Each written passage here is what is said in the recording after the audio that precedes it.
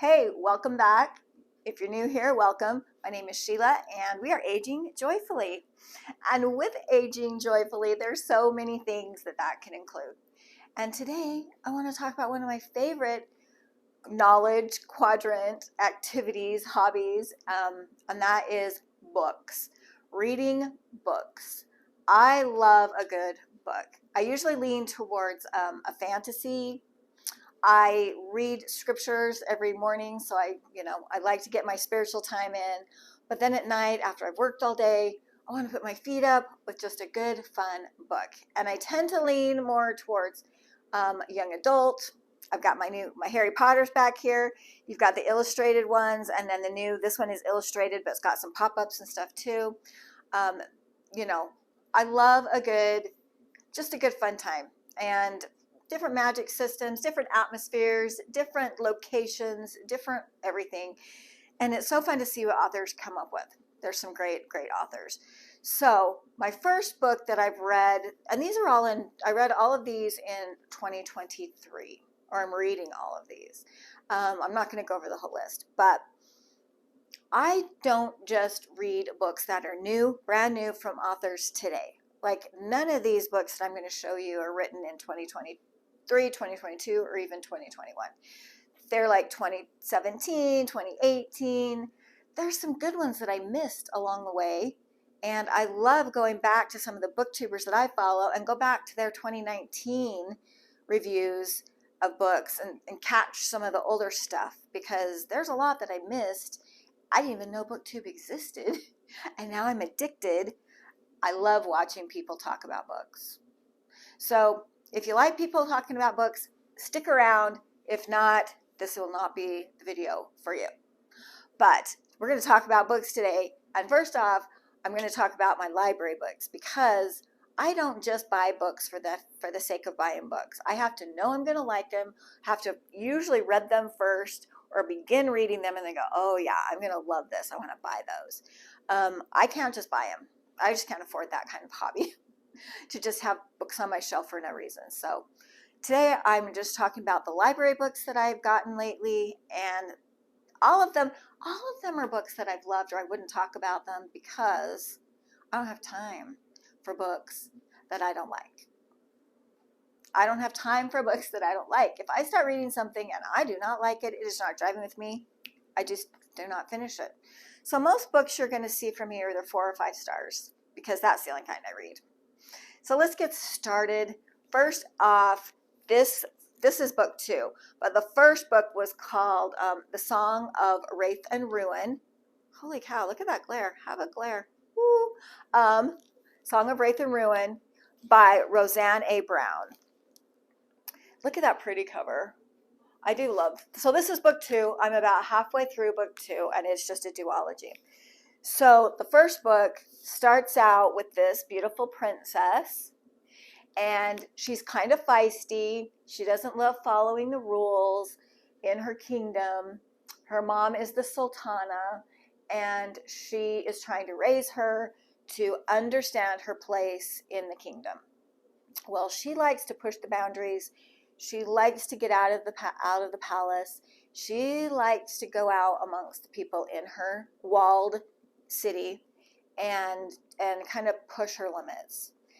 Well, something happens, some tragedy occurs right before this big solstice show, which is every 50-year celebration, and you get 5 different heroes, or 5 different, we're going to call them heroes, from 5 different factions in the city, and they come and they compete for the chance of winning this tournament. And she finds out from her mother that this tournament is really, really important and that she needs to buckle down and take her life seriously as a princess so that she understands the magic that is involved in this event, in their lives, in their town, their city, and she had no idea about any of that. So as you go through the first book, she's discovering things. There's people that are competing, and this little guy right here from the first book, he comes from the poor, poor, poor part of the world, and something, destiny has brought them together, and has brought him in as one of the competitors, one of the heroes, and he is definitely not suited to be a hero. So he is challenged left, right, and center, and there's many, many things they both have to overcome and figure out in the first book. So now here I am in the second book. I loved the first book, 4.5 stars. And the more I think about it and it sticks with me, it might be a 5-star, but it's hard for me to give a 5-star. I usually give a 4, 4.5, because it's got to melt my heart. It's got to stick with me to be a 5-star. So I'm going to stick with this one like a 4.5. So I've got this second one, and they're both learning more about their magic. They're both learning more about each other. There is that trope where if they just talked, like if these two people could just talk and tell each other the truth, so much politics and evil back and forth and temptation and anger and all of that would be dismissed, would never have occurred if they just talked. So that is a trope. Don't you think that does drive me a little bit crazy? Where it's like, oh my gosh, you guys, just tell her the truth. Hey, you just tell him the truth. I wish there's more of that. You know it's going to come together in the end, or I feel it's going to come together in the end. But there have been some twists and turns on their adventures that I did not see coming.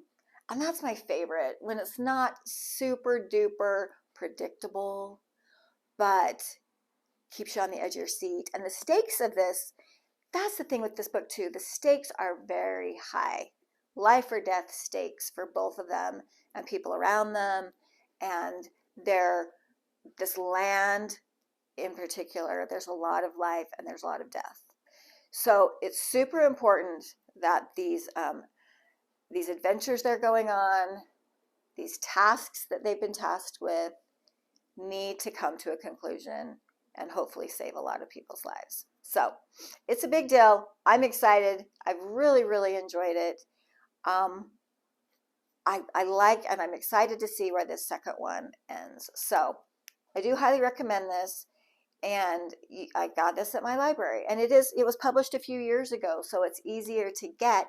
And I saw both of them on Book Outlet for about $8 or $9 a piece, hardcover. So I will probably be going and buying them, but I had just placed an order, so I didn't order them right now. But both of these are on Book Outlet. Go check out Book Outlet. Okay.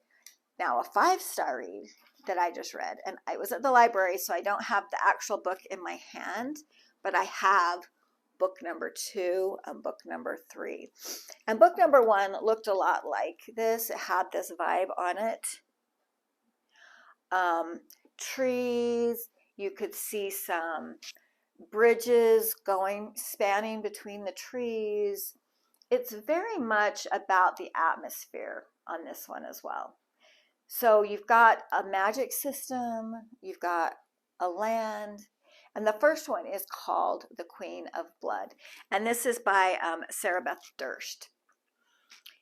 I loved it.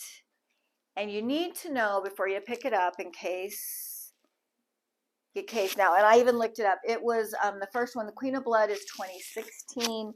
This one's 2017, and The Queen of Sorrow is 2018. So these are a little bit older. They're easily accessible at your library because they're a little bit older. I love that. I love that. I didn't have to be on a waiting list of 45 other people waiting for the same book. It was so accessible for me. And I was just like, yep. And I got this off of a booktuber that recommended this a couple years ago. So I went back to like 2019 and watched some of their recommendations back then. So I love going back and finding these gems. The Queen of Blood, not as bad as it sounds, but kind of. The gist of these is that there is a magic system. There's the humans, and then there's the spirits. So there's the spirit of fire, earth, wind, sky, and water. And all these spirits want to do 2 things: kill humans and grow things, make things, create things. That's all they want to do. That's all they live for. Well, the queen has some magical powers of her own where she gets to control them and make sure that doesn't happen. So anyone that's born, and it's usually just girls, any girls that are born with this affinity for this spiritual magic gets trained in like an academy or a school and raised to eventually maybe be the next queen, because they have to keep these spirits in control or all heck is going to break loose.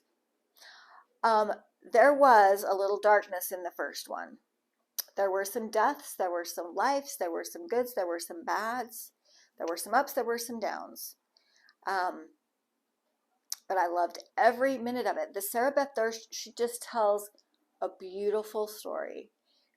I love her writing. I love how she can describe what's going on, the trees, the creatures, the land. They live in tree houses. Who doesn't dream of living in a tree house? I've seen some amazing tree houses. I'm like, yeah, I could do that. And I just think, oh, living in a tree house. So, beautiful story. I just got book 2 and book 3. Cannot wait to finish it, and I won't give you any spoilers. But this is book number 2. It has about 400 pages. And then book number 3, The Queen of Sorrow. I went and looked at Sarah Beth Durst in Goodreads, and she has quite a few books out. And I went over to Book Outlet again, and I found some of her books that I ordered because I loved her writing and I loved her style. And I feel like she's an author that I can really support and really get behind, and I'm really going to enjoy. Okay, moving on. I read a book, which I don't have because it's back at the library, called House of Dragons by Jessica Cluess. So I went to get the second one at my library, and they don't have it. Why on earth, right? Why on earth would they not have that book number 2? I think it came out this year, or 2022, and there's been some that they don't have if it just came out in 2022. So I'm going to have to wait, and I was kind of bummed. But, so I went and looked what else this author had, and she had these: A Sorrow Fierce and Falling, A Shadow Bright and Burning, and A Poison Dark and Drowning. And this is a trilogy that I picked up, again, from the library, that I think I'm going to love because I loved her dragon book, and I'm really hoping to get the second one. But I'm hoping I really, can get behind these as well. So these are all the kind of the same story, but all 3 of them. And I thought, well, I better get those while they're available and while they have them. But I loved The Queen of Blood. Loved The Queen of Blood. And Sarah Beth Durst. I'm really excited to get behind her. So that's my library stash right now. I have 1, 2, 3, 4, 5, 6. I have 6. And 1 is almost finished, and the rest will be done in the next 10 days. That's kind of how I read. I read pretty quick. And if I start this trilogy and I don't like it, I just won't finish it. So that's how I roll. But I love the library, and I hope you guys love it as well. This book, the Psalm of Storm and Shadow, I will probably, Storms and Silence, it's on, I make a list, and if I find them eventually on Book Outlet, or if there's a sale at my bookstore, or even when Barnes & Noble had their 50% off hardbacks, like I'm going to look up things like that and remember them so that when they do go on sale, I can buy them. And most of them, when they're older, you can find a lot of them on Book Outlet. That's the other thing I like about going back in time a little bit and reading some books that were from 2017. I get them at a better price. If you're always waiting for that release, you're going to definitely, that new release for 2023, you're going to pay a higher price for those books right when they come out, unless you get them on a Barnes & Noble sale or something. But that is my library haul for today. I will be back with more. Stay tuned. I love you. We're aging joyfully, and I'll talk to you later.